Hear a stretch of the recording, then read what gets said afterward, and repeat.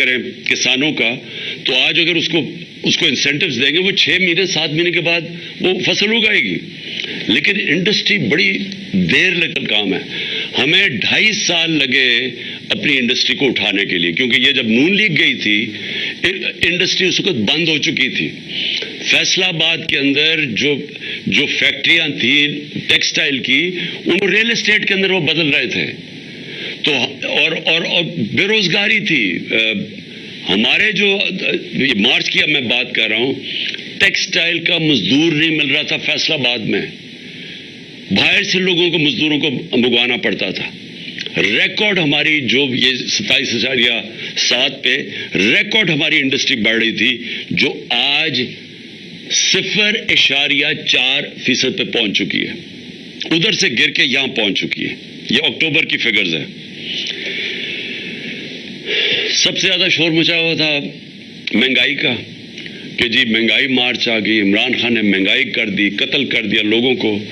مجھے افسوس سے کہنا پڑتا ہے کہ وہ چینلز جو آج چپ کر کے بیٹھی ہوئی ہیں, سناٹا چھایا ہوا ہے وہاں, بول نہیں رہے, وہ ان کو عمران خان کی گھڑی کی پڑی ہوئی ہے. یہ بھی پہلی دفعہ ہوا کہ میں اپنی گھڑی بیچوں, اس کے اوپر ہی شور مچ گیا ہے. میری ذاتی گھڑی ہے, میں اسے بیچوں, میں جو مرضی کروں اسے. اس کے اوپر کوئی بات نہیں کر رہا کہ آج لوگوں کا جو معاشی قتل ہو رہا ہے. ہمارے دور میں مائک جا رہا ہوتا تھا سب کے سامنے, اچھا جی بتائیں کتنی مہنگائی ہے, کتنی تکلیف ہے, چن کے. آج کیوں نہیں جا رہے؟ آج ذرا یہ سنیں کہ ہمارے دور میں جب لوگوں کے پاس جا رہے تھے مہنگائی کتنی تھی, تو انفلیشن تھی 12.5%. اس پہ جناب بلاول بھٹو نے اتنا جوش میں کہ میں مہنگائی مارچ کرنے لگا ہوں, میں کمپٹیشن دیں گے اسلام آباد میں پہنچ کے. تو آج مہنگائی کدھر پہنچی ہے؟ 24% کے اوپر. دگنی ہے آج مہنگائی اس دور کی. کوئی کسی کو فکر نہیں ہے کہ مہنگائی میں کیا ہو رہا ہے. 50 سال میں سب سے زیادہ مہنگائی ہے آج پاکستان میں.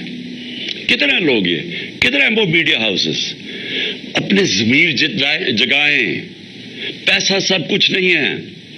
پیسے کے پیچھے چوروں کی نہ مدد کریں.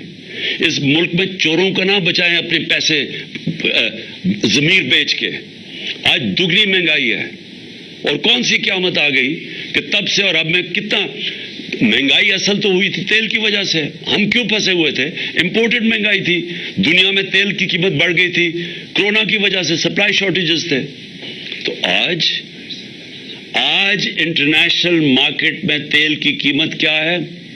$80 سے بھی نیچے آ گئی ہے. آج $70 اور $80 کے بیچ میں قیمت ہے. ہمارے دور میں $103 سے $115 تک تیل کی قیمت تھی, جس کی وجہ سے ہمیں مشکل پڑی ہوئی تھی مہنگائی روکنے کے لیے. تو ہم جب کہتے تھے کہ باہر سے مہنگائی ہے تب تو کوئی نہیں سنتا تھا.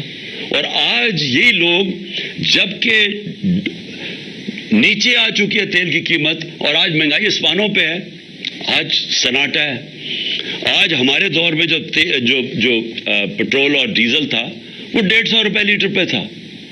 آج کوئی 234 روپے پہ ایک ہے, 224 پہ ایک ہے, 236 پہ ڈیزل ہے. تو آج کیوں نہیں, جب ڈالر نیچے, جب تیل نیچے آ گیا ہے تو آج کیوں نہیں کسی کو فکر کہ لوگوں کی کمر توڑ دی ہے یہ پیٹرول اور ڈیزل کے آسمانوں پہ قیمت گئی ہے جو عام آدمی کو افیکٹ کرتی ہے. پھر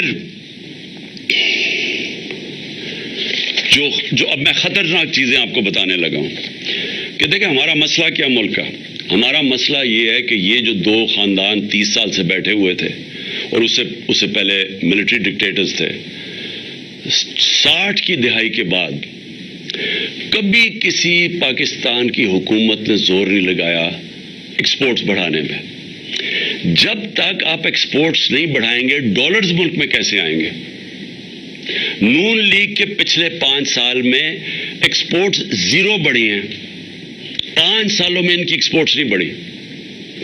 تو جب ایکسپورٹس نہیں بڑھیں گی, مجھے آج تک یہ نہیں سمجھ آئی کہ ملک کی دولت میں کیسے اضافہ ہوگا. کیسے ایشیا ٹائیگر بنا دیں گے تو لاہور کو پیرس میں بنا دیں گے. جب تک آپ کی ایکسپورٹس نہیں بڑھیں گی وہ ملک کبھی بھی وہ ترقی نہیں کر سکتا, اس کی دولت میں اضافہ نہیں ہو سکتا. چائنا جو آج ایک اکنامک سپر پاور ہے، انہوں نے اپنی ایکسپورٹس آج ان کی پتہ نہیں 2000 ارب ڈالر کی ایکسپورٹس ہیں. ہماری آج ایکسپورٹ جب ہمیں ملا تھا پاکستان تو 24 ارب ڈالر کی ایکسپورٹس تھی 22 کروڑ پاکستانیوں کی، اور ہمیں فخر ہے کہ ہم اس کو لے گئے 33 ارب ڈالر پہ، کیونکہ وہ بھی بڑا زور لگا کے، کیونکہ کرونا تھا، کرونا کی وجہ سے دنیا بند ہوئی تھی. 2 سال تو چائنا بند رہا ہے، تو اس کے باوجود ہم 33 ارب ڈالر. تو ایکسپورٹس کے اوپر کبھی کسی نے زور لگایا نہیں ہے. تو آج پاکستان کے اندر جو خوفناک بات کیا ہے کہ ہماری ایکسپورٹس گرنی شروع ہو گئی ہیں. جو ہماری ایکسپورٹس بڑھ رہی تھیں اور جو ریکارڈ پہ پہنچی تھی، اور ہمارا خیال تھا کہ اگر ہم رہتے تو وہ 38 ارب ڈالر پہ پہنچ جانی تھی، وہ اب ہر مہینے 18% ایکسپورٹس پاکستان کی گر رہی ہیں. تو بجائے دولت میں اضافہ ہونے کے وہ نیچے آ رہا ہے. جو ہماری ریمیٹنسز ہیں، جو ہمارا جو اوورسیز پاکستانی پیسے بھیجتے ہیں، ایک تو ان کو اعتماد نہیں ہے اس حکومت پہ، دوسرا اور وہ ہے کہ ہمارا روشن ڈیجیٹل اکاؤنٹ جس میں اوورسیز پاکستانی پیسے وہ کم ہونے شروع ہو گئے ہیں. پاکستانیز نے اپنا پیسہ نکالنا شروع کر دیا اوورسیز پاکستانی نے.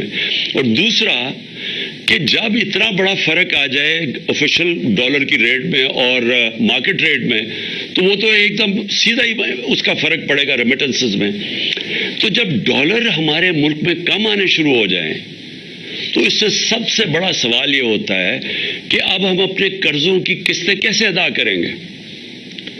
اگر ہم جو کوشش پوری پالیسی تھی کہ ڈالرز ہمارے بڑھیں، ریمیٹنسز بھی آئیں اور ایکسپورٹس ہماری بڑھیں جو بڑھ رہی تھی، اور پھر ہماری کوشش یہ تھی کہ آئی ٹی کی ایکسپورٹس بڑھائیں جو 75% ہم نے بڑھائی تھی، جو فیوچر ٹیکنالوجی کا ہے. اور اس کے علاوہ جو انویسٹمنٹ لے کے آنی تھی، جو ہم نے اسپیشل اکنامک زونز بنائے ہوئے تھے جدھر سے ہم نے انویسٹمنٹ لے کے آنی تھی، اور چائنا سے ہماری بڑی آگے بات چل چکی تھی. بدقسمتی سے چائنا نے 2 سال پھر سے بند ہو گیا چائنا. تو جو وہ چائنا آنا جانا ہی ناممکن ہو گیا، ان کی جو کوارنٹین لاز ایسے تھے. تو جو ہم نے ان سے اپنی اسپیشل اکنامک زونز میں انویسٹمنٹ کروانی تھی، اس سے بھی ہمارے ڈالر کی انٹیک بڑھانی تھی. تو اب نہ انویسٹمنٹ آ رہی ہے، ایکسپورٹس ہماری نیچے جا رہی ہیں، ریمیٹنسز ہماری نیچے جا رہی ہیں، ڈالرز ہمارے کم ہو رہے ہیں، قرضے ہمارے بڑھتے جا رہے ہیں. تو کس نے ادا کرنی ہے؟ آج جدھر پاکستان کھڑا ہے، ہم یہ کیسے قسطیں ادا کریں گے؟ اور یہ میں پھر سے اسی پہ آ گیا ہوں کہ مجھے آج کیوں خطرہ ہے، کیوں ہماری طرح کے لوگوں کو خطرہ ہے اور فکر پڑی ہوئی ہے، اور کیوں ان کو نہیں فکر. میں سب سے پوچھتا ہوں، اپنی اسٹیبلشمنٹ سے پوچھتا ہوں، اپنے ہر طبقے کے پاکستانی سے پوچھتا ہوں کہ کیا آپ کو فکر نہیں ہے کہ اب پاکستان کدھر جا رہا ہے؟ میں جب الیکشنز کی بات کرتا ہوں، میں الیکشنز کی اپنی ذات کے لیے نہیں بات کر رہا، میں تحریک انصاف کے لیے نہیں بات کر رہا. تحریک انصاف نے تو جب بھی الیکشن کروائیں گے انشاءاللہ، جس طرح کی پبلک سپورٹ ہے آج پی ٹی آئی کی، پاکستان کی تاریخ میں کسی پولیٹیکل پارٹی کی نہیں تھی. 4 صوبوں میں پارٹی پھیلی ہوئی، باقی تو 2 پارٹیز رہ گئی ہیں، چھوٹی چھوٹی پارٹیز صوبائی پارٹیز بن گئی ہیں. تو انہوں نے تو جب بھی الیکشنز ہو ہم نے جیتنا ہے. تو ہمیں یہ نہیں فکر کہ اگر الیکشن ٹائم پہ ہوں گے تو ہمیں کوئی فرق پڑ جائے گا. مجھے خوف آ رہا ہے کہ جتنی دیر اب یہ گورنمنٹ چلے گی، اس ملک کا جو معاشی بحران ہے وہ بڑھتا جائے گا. اور وہ کیوں بڑھے گا؟ کیونکہ جب تک ملک میں پولیٹیکل سٹیبلٹی نہیں آتی، سیاسی طور پہ ملک میں استحکام نہیں آتا، تو معاشی طور پہ تو استحکام آ ہی نہیں سکتا. ساری دنیا کی کامن سینس ہے کہ معیشت تب ترقی کرتی ہے جب سرٹنٹی ہوتی ہے، جب استحکام ہوتا ہے. میں اگر آج بزنس مین ہوں، میں آج ایک انویسٹر ہوں، میں تو تب پیسہ لگاؤں گا جب مجھے پتا چلے گا کہ یہ 4-5 سال کی حکومت چل رہی ہے، اور میرا آج اگر پیسہ لگاؤں گا تو 2-3 سال کے بعد جب مجھے اس کا نفع آنا شروع ہوگا. مجھے جب یہی نہیں پتا کہ 6 مہینے میں کیا ہوگا اور اگلے 8 مہینے میں کیا ہوگا، کون پیسہ لگانے لگا؟ اوپر سے پاکستان کی، جس طرح میں نے کہا، جب کریڈٹ ریٹنگ ہی گر گئی ہے، جب پاکستان کے رسک ڈیفالٹ اتنی 100% تک پہنچ چکی ہے، تو کسی نے پیسہ ہی نہیں دینا. نہ کسی کمرشل بینک نے پیسہ دینا ہے، نہ کسی انویسٹر دے آ رہے ہیں. تو یہ تو ان کے پاس تو اب کوئی روڈ میپ ہی نہیں ہے. ان کی تو صرف اب ایک کوشش ہو رہی ہے، اور کوشش ان کی اب آج کیا ہے؟ کوشش بڑی سیدھی ہے. کوشش ہے کہ نہ میچ اب یہ کھیل نہیں سکتے. 36 جو بائی الیکشنز ہوئے تھے ان میں سے 29 پاکستان پی ٹی آئی جیت گئی ہے.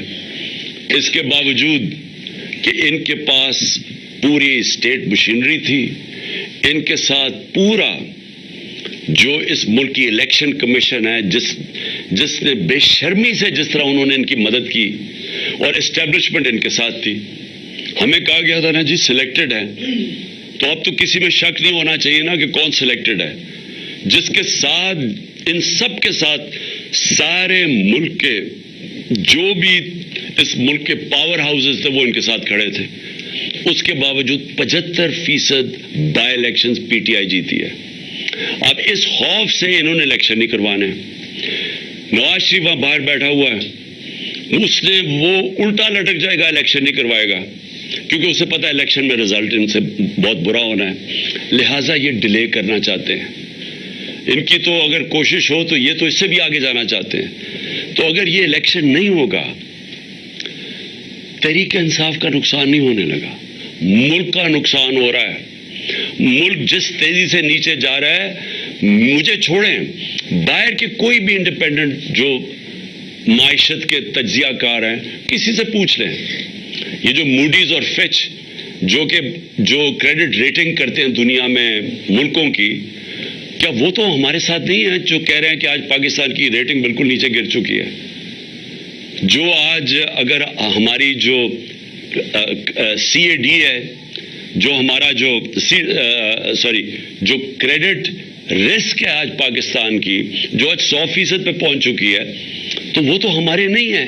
اس کا مطلب ساری چیزیں بتا رہے ہیں کہ ملک جا رہا ہے اس وقت معاشی تباہی کی طرف، اور اس کو نکالے گا صرف الیکشن. اب یہ کیا کوشش کر رہے ہیں؟ میں قوم کے سامنے آخر میں یہ بات رکھنا چاہتا ہوں. ان کی کوشش کیا ہے؟ ان کی نمبر 1 کوشش یہ ہے کہ ان کے سارے کرپشن کے کیسز ختم ہوں. مجھے بڑے افسوس سے کہنا پڑتا ہے کہ ان کو NRO 2 دیا گیا، اور جس نے دیا ہم سب جانتے ہیں کس نے ان کو NRO 2 دیا. NRO 1 جنرل مشرف نے دیا. NRO 2 ادھر جو ملک کا طاقت میں تھا اس نے دیا. اور اس کی وجہ سے کیا ہوا کہ سارے کرپشن کے